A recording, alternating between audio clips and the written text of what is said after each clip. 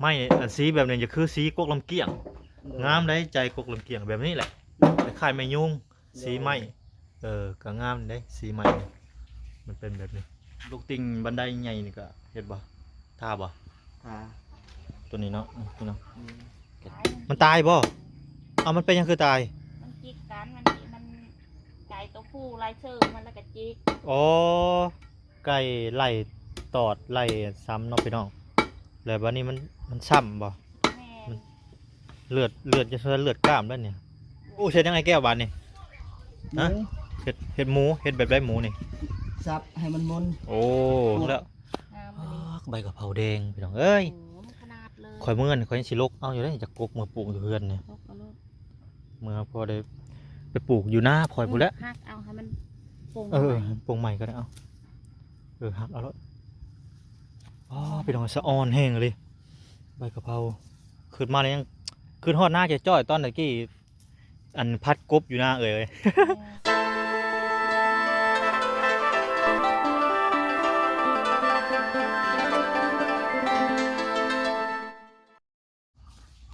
น้องไปดองเปิดพามาตัวดิปอตัวสวัสดีแก้ว สบายดี โอ้มันยังเปลี่ยนอันนี้ใหม่แล้วเปลี่ยนสีใหม่แล้วเนาะ โด โอ้สียังเด้นี่เนาะ สีหยังวะสีตะมูบ่ ฮะ แดงตะมูบ่ แม่นบ่สีตะโมคือสี แดง แหล่ๆวะ โด มันคือสีแหล่ๆอะ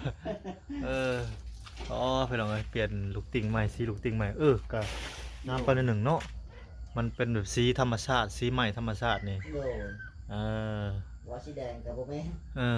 น แม่นสบายดีพ่อแม่พี่น้อง FC กันเบ่สุขุสุคนพี่น้องเนาะมาพบมาพ้อในกันช่วงตอนเช้าวันเสาร์พี่น้องเอ้ยอื่นก็เป็นมื้อวันอาทิตย์แล้วพี่น้องเนาะ โด ได้เปลี่ยนอันนี้ใหม่พี่น้องไอ้ใบแก้วเพิ่นไม่อันสีแบบนี้จะคือสีกกลำเกี้ยงงามได้ใจกกลำเกี้ยงแบบนี้แหละคล้ายๆไม่ยุ่งสีไม้ก็งามได้สีไม้มันเป็นแบบนี้คักพี่น้องเนาะครับอยู่ได้ ก่อนมาวันนั้นคืนแล้ว ก็มี FC เพิ่นก็แนะนำมาอยู่เพิ่นว่าไม้ลูกติ่งเนี่ยบ่เฮ็ดสีขาวเพิ่นว่ามันเปื้อนหั่นนะ ขนาดมันเปื้อนแล้วก็อยากเฮ็ดให้สีไหม้ธรรมชาติซะเพิ่นน่ะ โด ลูกติ่งต้องสีไหม้คือสีน้ำไหม้ประดู่บ่สีไม้ยุงอันนี้ก็สีนี่สีไม้ลำเกี้ยงอันนี้ก็ลำเกี้ยงงามเด้ไม้ลำเกี้ยงก็ได้อันนี้ไผบอกเจ้าไอ้แก้วชื่ออันนี้สีนี่ ทางบ่ล่ะ อ๋อบาลายอันซื้อสีใหม่เนาะ โด โอเค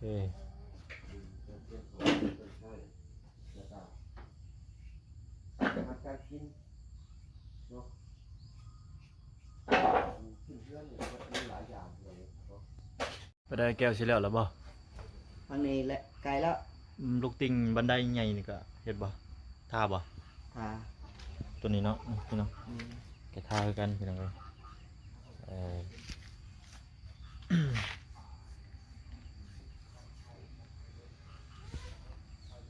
สวัสดีคนน้อย กินยังอะนี่ฮะกินยังแมงน้ำม่วงบ่ แมงน้ำม่วงใหญ่นี่แมงน้ำม่วงใหญ่พี่น้องวุ่นแมงผู้ใหญ่ แมงผู้ใหญ่ ตอดเด้อ อ๋อน้องพี่น้องบัดนี้หันมาทางวันเพิ่นเฮ็ดจังได๋ปอกแปกอยู่นะสวัสดีวัน สบายดี โอ้ยคั่วไก่บ่ โอ้ย คั่วไก่ผูไก่แม่นี่ ใกล้แม่นี่มัน ใกล้แม่บ่ กระตุนออกนี่ อืมไก่แม่เป็นแล้วเนาะทางวัน คอยตัวคอยแพงหลายตัวนี้ เอ้าแพงคือขามันซะ ตาย มันตายบ่มันเป็นยังคือตาย มันจิกกันมันไก่ตัวผู้ไล่เชิงมันแล้วก็จิก อ๋อไก่ไล่ตอดไล่ซ้ำเนาะพี่น้องแล้วบัดนี้มันซ้ำบ่ แม่ เลือดจะเลือดกล้ามแล้วเนี่ย เลือดก้าง โอ้บักใหญ่เนาะ แล้วมันอยากไข่เลยเด้ อยากไข่ แม่มันก้อยอยู่คู่มึง โอ้แล้วบัดนี้ไก่ผูไล่ตอดไล่จิกไล่ซ้ำไปตรงไหน มีแต่ตัว เลย ผู้เนี่ยเสียดายตัวคอยแพงมันมีใจตัวนี้ ถ่ายไก่บ่ได้พี่น้องไว้อย่าติดเหลือง ถ่ายใกล้ ไม่ค่อยหายน้ำไก่เลยสิ ๆเอ้า วันไหนน้ำไก่บ่เนี่ย ไม่เสียดาย สิได้ไก่ที่แพงบ่ แม่น โอ้ ค่อยมากสีขาวนี่ เออโชว์ๆให้มันสิตอดอ่ะไก่เลี้ยงไก่กินทำแต่ละมื้อมันจะพู มั่นขนาด อ่ะเป็ดกับพ่อเป็ดบัด อย่าไป เนื้อมันดูงามจุ๊บแดงครึ่งๆนี่ อืม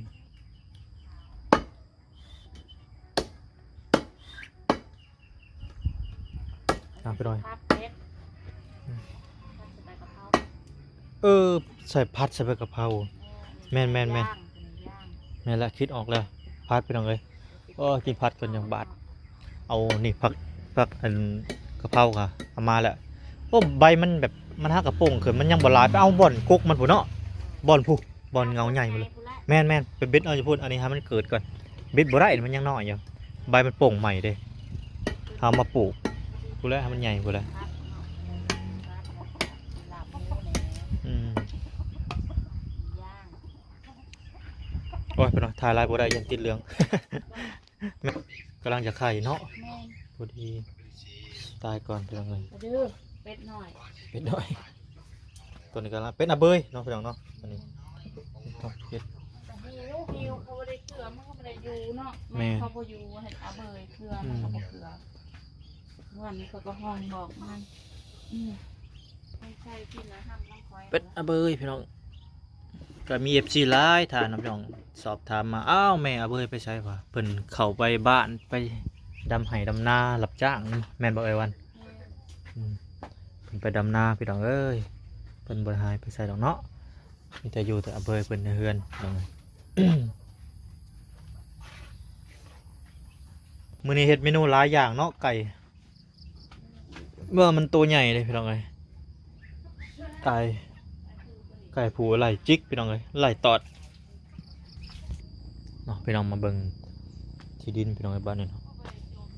แล้วหัวเนาะต้องได้ถอนพี่น้องทางหลังนี่ก็ได้เพราะว่าสิคูณดินขึ้นนั้นมันถึกกับดินเลยเนาะดินยังบ่ได้เบิดเท่านี้ได้อพี่น้องเอ้ยเนาะนี่บ่ละหัวเป็นขี้ดินนะนี่ดินี่เนาะพี่น้องบนนี่แหละที่ดินพี่น้องเอ้ยแล้วก็มาบัดนี้ก็ดุดดินขึ้นนะมันเพียงกันกับตัวนี้บัดแล้วก็พังละหัวก็สีสูงพี่น้องเอ้ย โดย นี่พี่น้องเอ้ย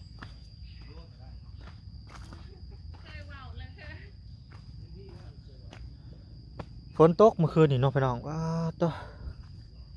รถดูดกระจักเพิ่นมาได้หรือบ่มื้อนี้ก็ได้เนาะ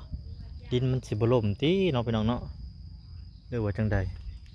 บ่น้อยคิดว่าอาจสิบ่ล่มปานใดเนาะเพราะว่ามันก็เป็นดินดากดินเหนียวอยู่หรือว่าจังใดถ้าว่าเพิ่นมาก็คือสิมื้อนี้ถ้าเพิ่นบ่มาก็แปลว่าย่านดินล่มเนาะพี่น้องเนาะ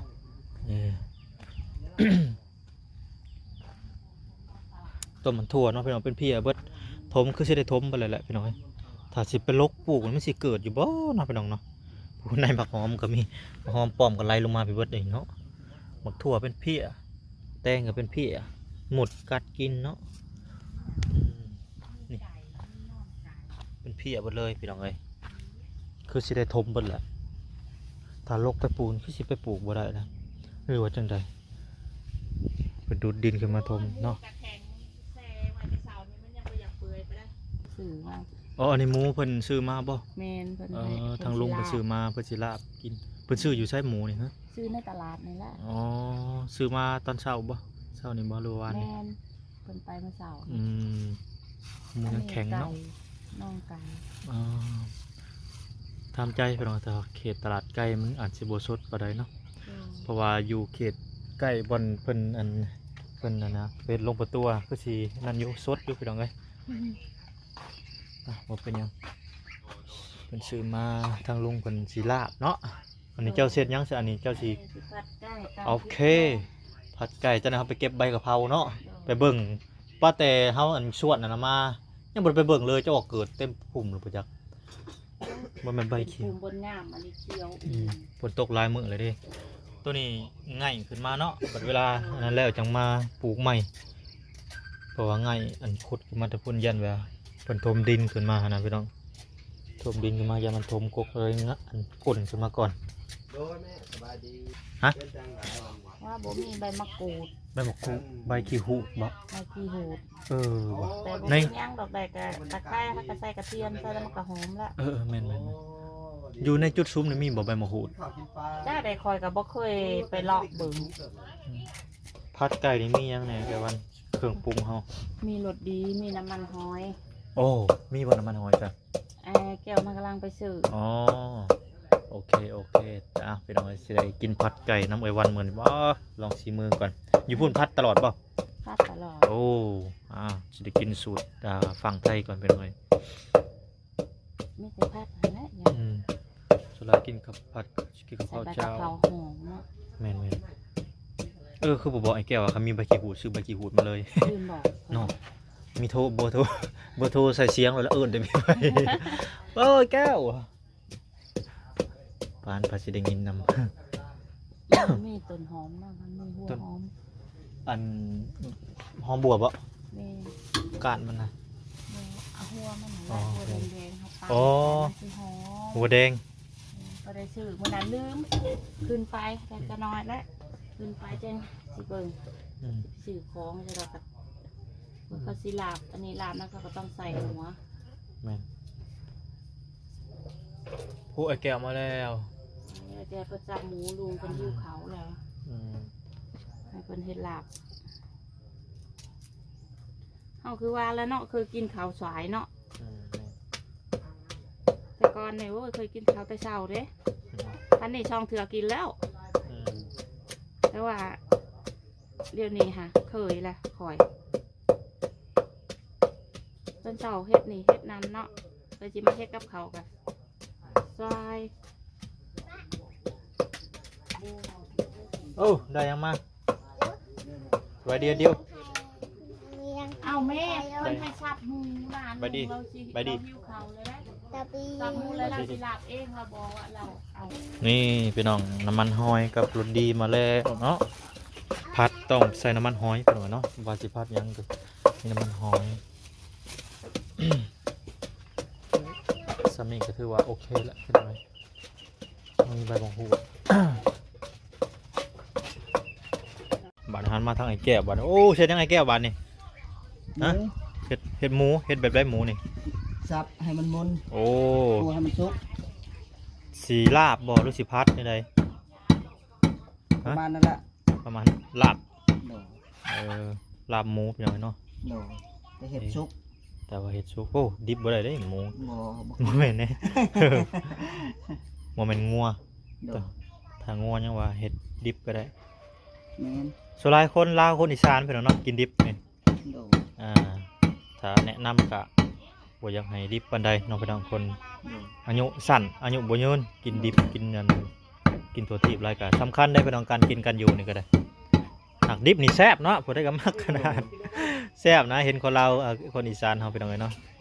บ่ให้ กินดิ เนื้ บ อก็พอกินอยู่ เนื้อสดๆนะได้อยู่แต่บัดนี้งัวบ่ติดเสื้อบ่ติดภาค โดด แล้วกินได้ส่วนหลายคนเห็นบอกว่ากินนี่เป็นโรคระบาดเป็นบาดเป็นตุ่มอยู่ในกระติ่งกระโตงัวติดภาคเอามาขายให้กันโอ้ยแล้วบัดงัวล่มซักอยู่กึกๆเนาะ โดด โอ้อันนี้ก็อยากให้พิจารณาใหม่พี่น้องเอ้ยเนาะ โดด อยากบ่อยากได้แต่เงินหลายกับบ่ดีมันสิ แม่น ตาเจ้าของได้พี่น้องเอ้ยเนาะบ่ได้อะไรแบบนี้ติดเสื้อแพร่ไปหาเจ้าของผู้ขายให้ง่วยก็เอาขาเจ้าของพี่น้องเอ้ยเนาะอันนี้ฝากไว้พี่น้องเอ้ยบ่อยากให้มันเกิดขึ้น เมื่อกี้นี่ระบาดหนักหลายงัวควายนี่ก็ได้บ่อยากเสี่ยงพี่น้องเอ้ยกันอยู่กันกินนี่ก็ได้ถ้างัวเขาหมั่นใจเขาเลี้ยงเองแหละได้ โดด งัวในตลาดนี่ห้ามกินเด็ดขาดดิบนี่เสียวเสี่ยง แต่ว่าแถบบ้านนองเขางัวสดๆได้เขาขา แม่นงัวสดแล้วอาจได้อยู่งัวเขาหมั่นใจนะเขาเลี้ยงอยู่ได้ แต่ว่าในงัวในตลาดแล้วบ่หมั่นใจแล้วบ่ให้กิน โดด ต้องกินสุกเท่านั้น แต่อยู่ในเมืองเขาก็บ่เห็นแต่อยู่ที่มันสดนะ แม่นที่เขาเลี้ยงอยู่ป่าอยู่ดอนอยู่นาเขานี่มันสด ลากินดองผูกแขนเนาะเดียวกันได้กับมันแฮมคืนใส่ตู้เป็นผิดเป็นเดือนก็โอ้บ่แซ่บเลย โดย ต้องกินสุกอย่างเดียว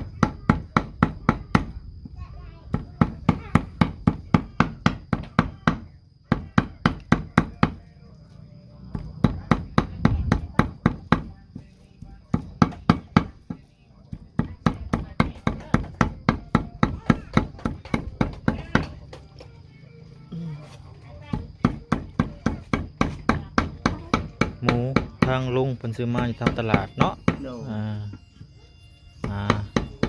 เมื่อคืนนี้เพิ่นก็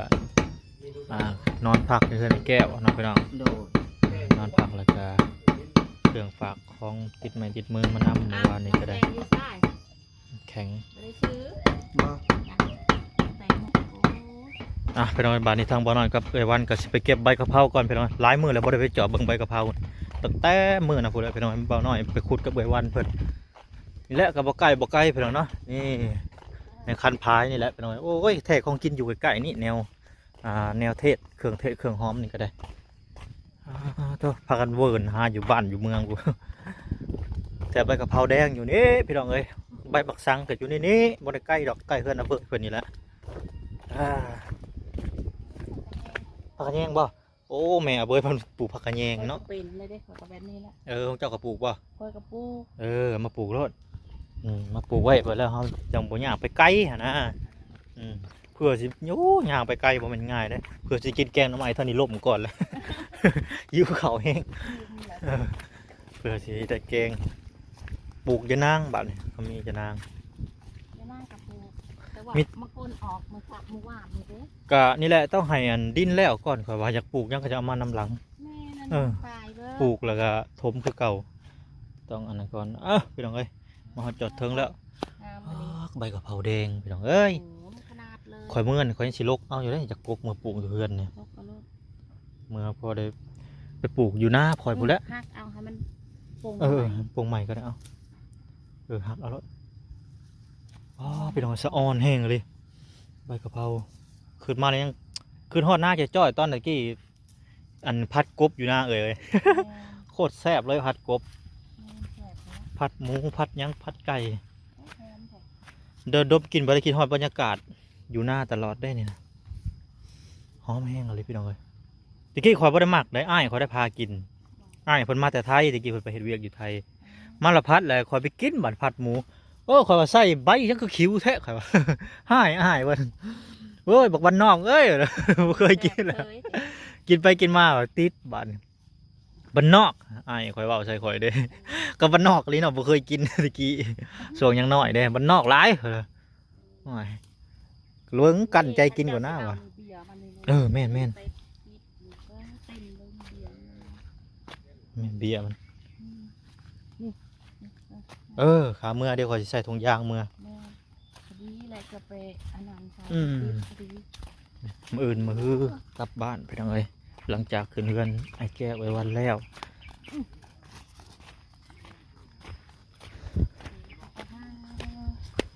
ไปหมักสังนี่เงาะหมักสังก็มีนี่บ่แล้วเจ้าก้นเขาไปปลูกอยู่ในนี่ขุดเอาแม่นอยู่แต่ตอนนี้ต่อไปนี่ย่านโกหมักช้างนี่ที่เพิ่นดุดถิ่มก็มีได้ดินเพิ่นเลยเฮาต้องเซฟไว้ต้องปลูกไว้ได้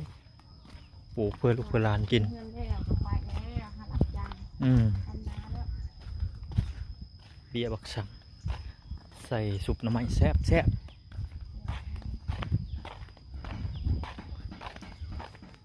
มาหอดจอดเทิงไปหน่อยโอ้โตคักแล้วบัดนี้ วัดหมูเมื่อนั้นบ่ได้ไปเบิ่งเนาะโอ้ไปพัดใส่กะหล่ำเนาะ จะบ่ได้พัดใส่ใบอันนี้เลย แม่นบ่เห็นเมื่อยังบ่เห็นกะหล่ำ อ๋อ มันนี่คอยเข้าไปข้างในบ้านเมื่อนั้นนะพอได้ยินกลิ่นหอมแล้วก็เบิ่งโอ้ว่ามันอยู่นี่ สงสัยมันหาเจ้าเนี่ย กูอยู่พี่นะอยู่พี่เด้อนะ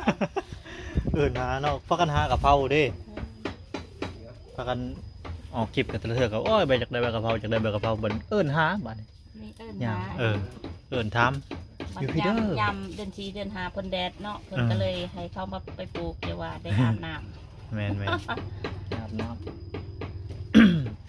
เดือน4 4เดือน5น่ะก็หมดและแบกกิน อืม อันนี้ตอนนี้มันมียากินเด้มันก็บ่กิน อืม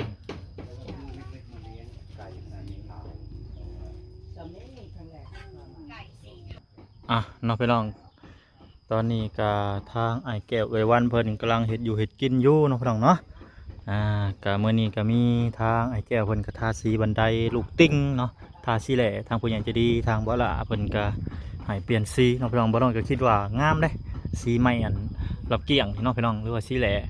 สีใหม่นี่มันเป็นธรรมชาติพี่น้องเนาะแต่ว่าเฮาไปใส่สีขาวมันก็อยากตัดหน่อยนึง FC เพิ่นก็คอมเมนต์มาอยู่เนาะพี่น้องเนาะว่าใส่สีขาวนี่มันบ่อยากปานใดเนาะมันอยากเปื้อนหั้นนะประมาณนี้เนาะ บอลก็คิดว่าคือกันพี่น้องเนาะคิดนำ FC คือกันว่าโอ้ต้องเปลี่ยนสีอาจสิงามพี่น้องเนาะนี่แหละพี่น้องกามื้อนี้กาทางไอ้แก้วเพิ่น